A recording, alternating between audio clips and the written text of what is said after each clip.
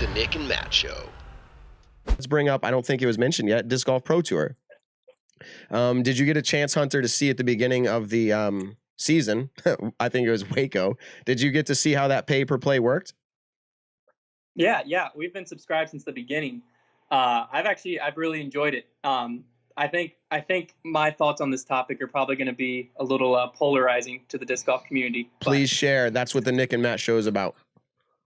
So, Nick, I think the direct answer to your question of when will we pay to watch post-round coverage is never, because I think post-round coverage will not exist in the future of the sport. Oh. Because I don't think that model makes sense as the sport grows. Like, name one basketball game that you just go on YouTube and watch the next day as the main way you watch Unless it. it's a random person's highlight video of that game. So you never watch a full basketball game. Yeah. Or historical. Like, they'll be like, hey, we're going to have special this Easter weekend reviewing Paul's greatest round. I mean, like that kind of a thing. Exactly. Sure. Like, I watched.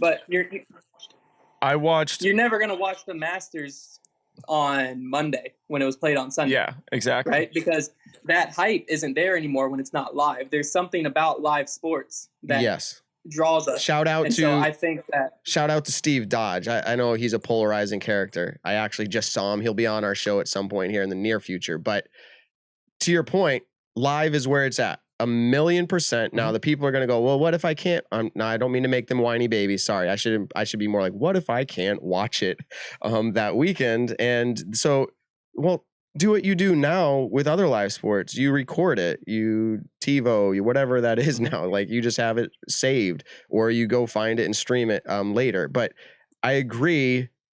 That was a great point that you made. That's not like, it's kind of a hot take in a way. I mean, it's not going to be around. So let's ask this question. When is so Jomez and CCDG and Parsave and all these people, they probably are, if they're smart, already thinking of this model and shifting, I would imagine. I mean, I think they've got to be. Yeah. I would imagine they're obviously thinking about it, but I think that's what makes disc golf a very fun sport to watch, in the sense of, like, for the Masters tournament when Tiger won it last year. Spoiler alert, Tiger won the Masters last year. Pretty insane. I watched his 5-hour round shot by shot. And the reason I watched it very casually, like, I wasn't glued to the TV for all 5 hours, but that's the only coverage that I saw of his round. In disc golf, your post-round production companies, Jomez sometimes puts out 2 or 3 cards worth, and the ladies division. It's awesome. The amount of videos that they can pop out on any given tournament is incredible. And like Hunter said, you don't see that in any other sport. And that's where disc golf is at a really cool spot, I think, is that we do have the opportunity, because when you watch live in disc golf, you only watch the lead card for the most part. Every so often you get, a little special with the second card. But in post-round production, you do get to see the chase card, the third card, and even sometimes at some tournaments, I think at Worlds this year, they did the fourth card with a different company. So that's pretty insane. Who is this going to affect, though? Like, okay, so I was thinking about this, and Nick has a friend, and I have a friend we grew up with. In fact, the friend I grew up with, it's funny, I'm in a different generation than Nick. I'm 35. How old are you, Nick? 25. Yeah, so we're 10 years difference. And my friend is his friend's brother. So, like, I have, where I'm trying to go with this is they both rock climb, okay?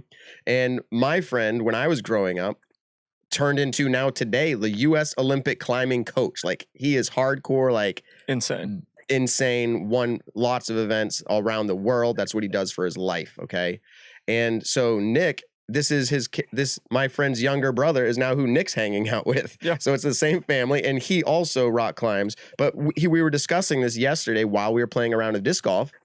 Like, how did it work in the climbing world? Because it's also exploding as well. Like, are people paying to watch tournaments and climbing on cliffs? Like, are they paying to watch it? And I guess my question is this: if climbing is not available on a major TV channel, am I going to go online and pay money to watch climbing? No, because I'm not really invested in climbing. So I guess my question is this: if it goes to that model that you talked about, right, Hunter? And I think Nick agreed. If it goes to that, who does it affect the most?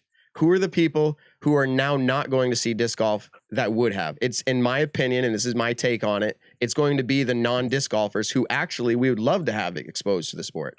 So I think there'd be like, I don't agree with your take. I mean, I don't disagree with your take, but I think it's also, you have to figure out how to still have that exposure to people who aren't interested in disc golf. Like, we want them to be interested. And so what do you have for a thought on that? Would it just be at the local tournaments, but not everybody has those, like, coming to their town? So, I mean, like, how would we fix that problem? I think it's still the social media side. I mean, it's like, I follow the PGA Tour on Instagram, even though I never watch a PGA Tour event live. So as a like person who enjoys golf and watches golf here and there, I keep up to date with what's going on simply because I stumbled to a video on Instagram. And they do and this is perfect. You didn't see our show notes, but here's where it goes. And they tell a story. There's some reason that you get invested to want to watch.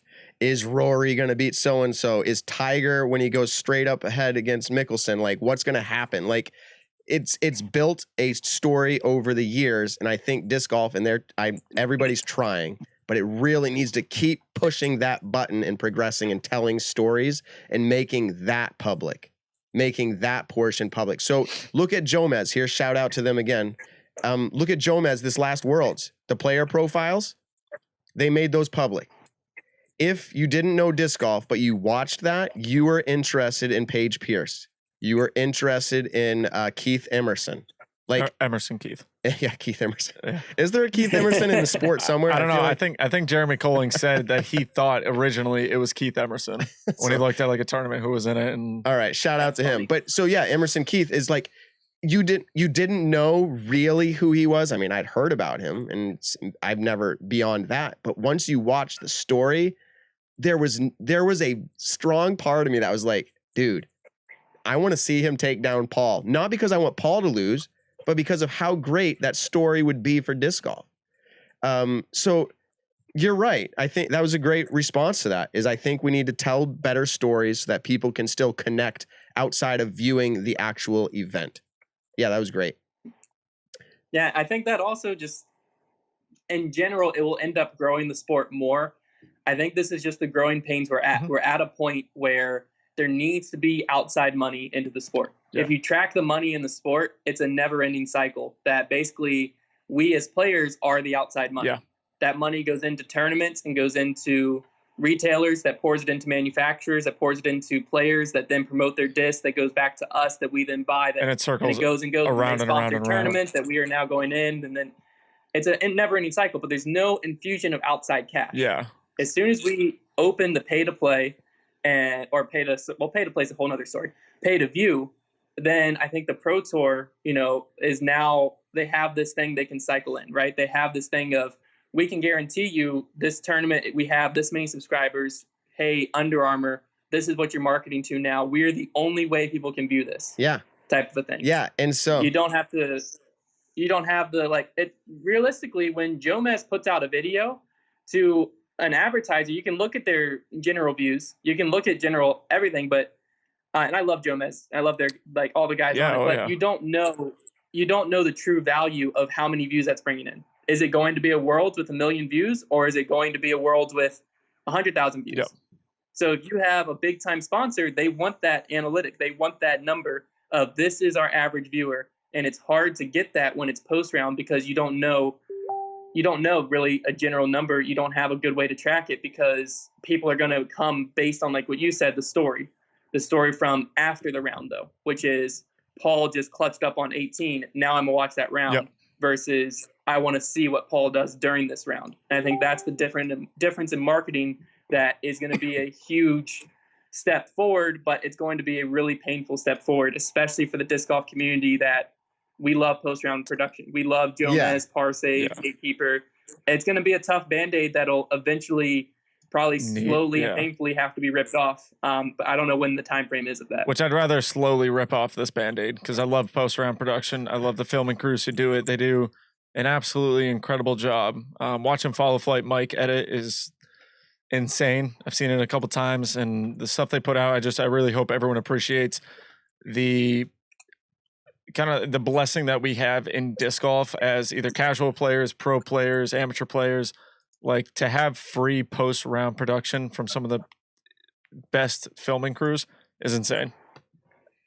Yeah, so this is kind of I think it's working out here. This is kind of a surprise. What did I just do?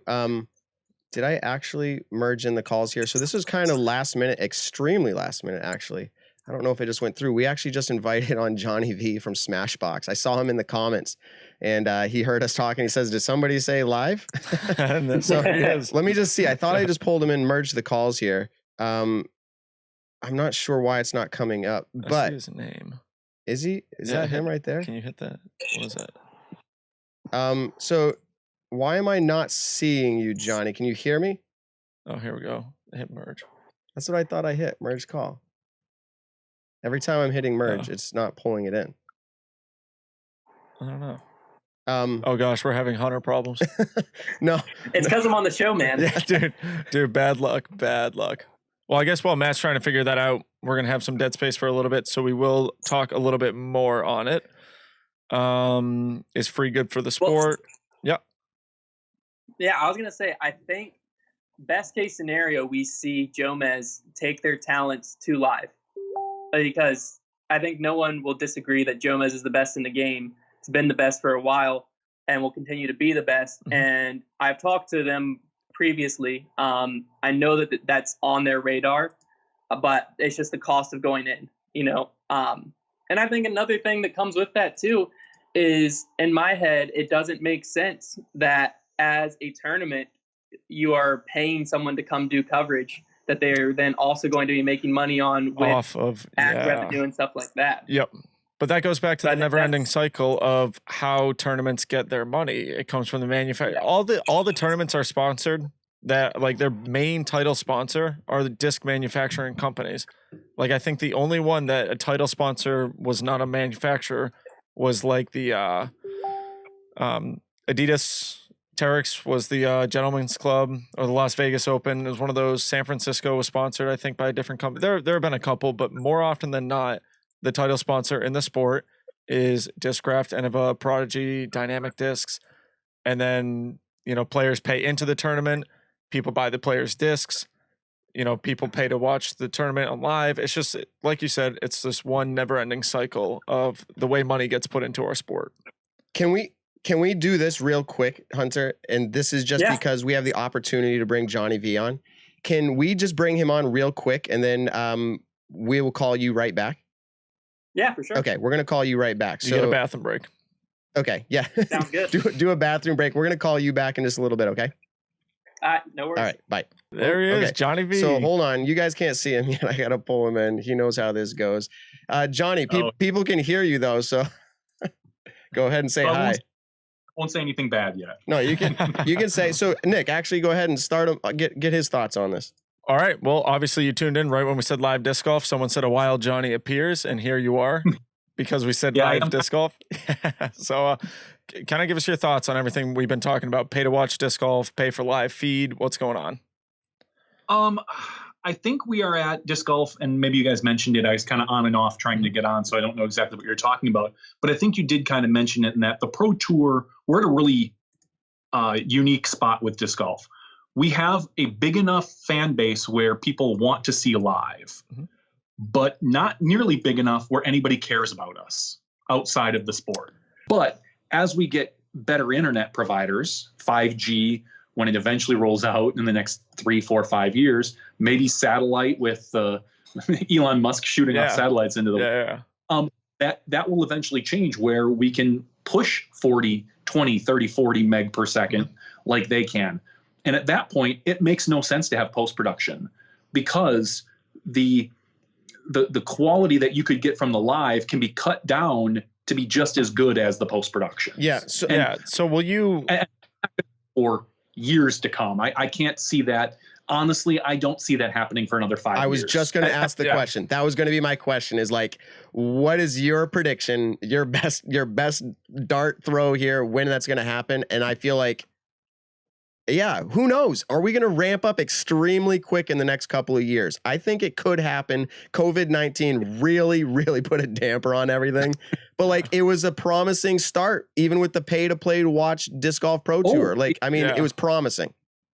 they've put the numbers out there, so I'm not speaking out of turn, that the Pro Tour got like 5,000 subscribers. I think it was actually up to 6,000 at one point. It has dropped back. Yeah. Obviously, people losing their jobs and being out of work and no disc golf. A lot of those just month by month subscribers tailed off. But I've looked at the numbers and they're still they are better now than I predicted they would be by the end of the year. Yeah. Yep. And so, so that's exactly that's the stamp on it, saying like, it was a promising future. That's what I'm saying. We don't know what it might look like, but in the next 5 years, maybe it just really ramps up. So can we just get a hot take from you? Like, is pay to watch the future of disc golf? It is for now. Yeah. There's, I mean, the future hopefully is a big enough audience that a major sponsor looks at us, throw a bunch of money at us. Well, right. And then we don't have to charge. Exactly. So like NFL, MLB, NBA. I mean, we can watch all that over the air with antennas. Yeah. So I mean, for sure. That's cool. But like you had said about climbing, if you were really into it, you'd pay for it. Yeah. Look at any other niche sport, and they have a pay-per-view option, whether it's darts, swimming, bocce ball, whatever it is. It's out there for you if you want to watch it. But who are the biggest complainers? It's you said if you care, but it's also the people who are the most closest to the core of the sport that are the complainers. You have the fringe people who think it's cool that are like, of course I'll pay. I pay to play a round of mini golf. Like, why don't I pay to watch what I like? Watch, what you love doing. It just blows my mind. So, anyways, thanks for coming on the show.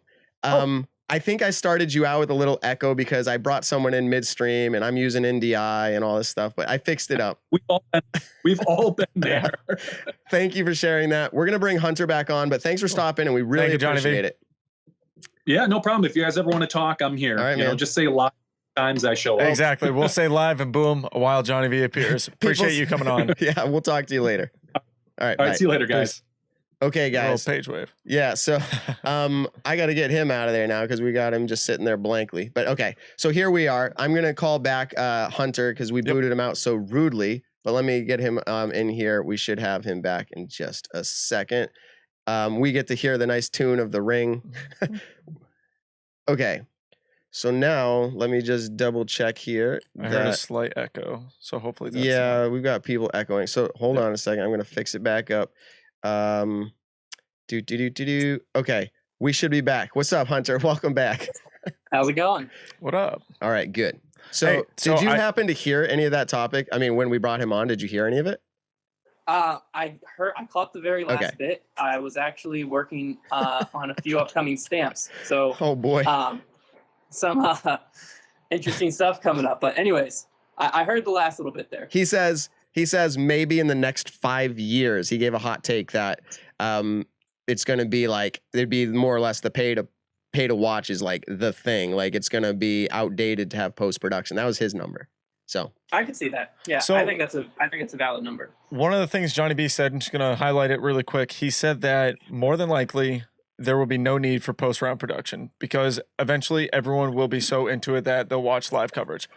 But because in disc golf we have seen so much post production, there are so many people who watch. Like I've watched almost all the tournaments live since live came out, and I still go back because I want to watch that final round. I want to watch that edited, high quality version, and you get to relive moments, and you get to show your friends those moments. Like people who didn't see it live, they can go and watch Paul shoot 18 down, or they get to see these incredible moments. So I think that's what's kind of awesome about our sport is that we do have incredible post-round production. No, yes. So I want to be very clear. I'm a very opinionated person. I literally love Jomez. I think just to throw this out there, my claim to fame with Jomez is they spent 2 weeks in my basement producing coverage. So like I've hung out, I've played music, we've ate dinner together, we're friends. I love Jomez. I love CCD. Like their quality of their coverage is amazing. Parsave. I don't want to miss anybody, but all these companies are awesome. Yeah. I wish them the best, and I hope that, as any good business would do, I'm sure they have it under their control. I'm sure they're working on the future. Oh, okay, so we've really exhausted that topic, Is there anything that I missed that we should continue to talk about, or do we want to finish out with the game now? You ready?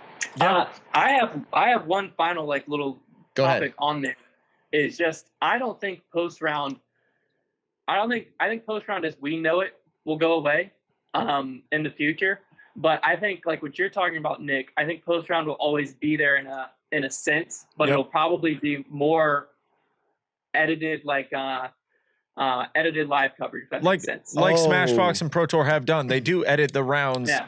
And so maybe post it a week later or something. Yeah, exactly. Yes, and this is just coming from my media visual background, why not like tell a story of how the round happened as opposed to showing shot by shot? Like here's like, and even have like a narrator, a commentator, a voiceover saying, you know, and coming into hole 18, Paul, you know, was down 2, like kind of telling a story, putting a documentary feel on how the round went. That would be very cool as well. Mm-hmm. And then you could pay to watch the round or something. That'd be cool. Yeah, I think that is I think that's going to be something that will transition is, you know, maybe the Pro Tour says, sure, Joe Mez, Central Coast, you can come in, but you can't release your coverage next day.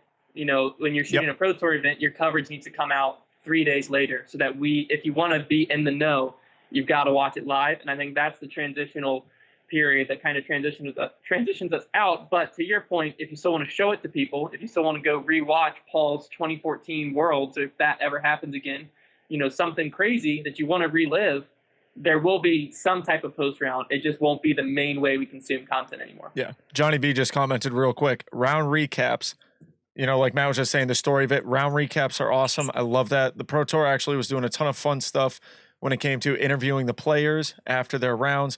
You know, like, you know, Paul got onto the lead card, second round Memorial, and he said, you know, don't worry, by the third round, I'll be leading it. People got to see kind of some fire that was going on with him. He disappointed me, but that's all right.